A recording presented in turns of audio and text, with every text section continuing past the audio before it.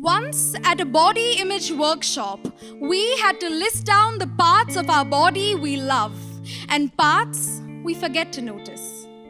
Eyes, hands, collarbones, thighs, belly, feet. What I wasn't asked was the parts of my body I do not love, but I can never stop noticing.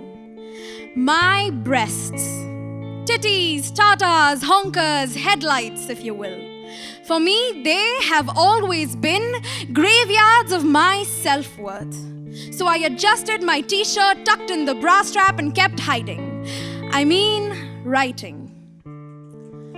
Once, at a lingerie store, my sister told me I wore the wrong bra size. My 15-year-old self didn't realize I was holding my breasts prisoners in claustrophobic cells, Victoria's new secret secured at the cost of my health.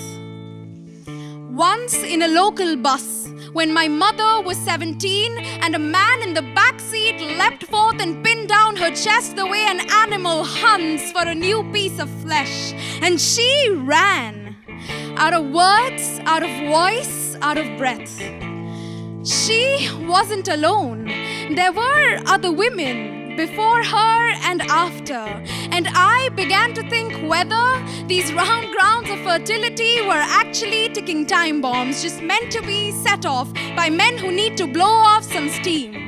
And I have been told by my girlfriends with dirt that when it comes to breasts, the bigger the better. How men would prefer what I have to offer, which is to say my body is nothing more than an offering, propped up with laces and mesh and satin, choked to death in underwires. The resting place for a pageant sash. We lay burial grounds for generations of oppression beneath modern standards of beauty. And I wonder, when did all this insecurity set in? Well, I guess I skipped the lesson in school when adolescents were taught to embrace their changing bodies. Were reproductive systems ever more than diagrams we trivialized and memorized for exams? Dear breasts, I was never taught to love and look after the shapes and sizes you would grow into. But now I know. Dear breasts, you are the unsung heroes of my body. Your purple and pink ribbons and stretch marks, the opposite of shame. You are survivors and martyrs, all the same. Your glorious curves leading me straight into what matters, and that is the size of this heart. I took months to write you this poem, which is to say it took me years of living it.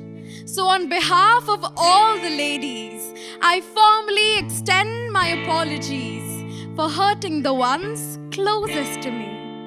I'll be a team player, I promise. Hell, I will even go braless. Loving you has been a work in progress. On some days, it is more work than progress. But I have come to accept your duality. So A's, B's, and double D's, dear breasts, you don't have to be someone else's cup of tea. Thank you.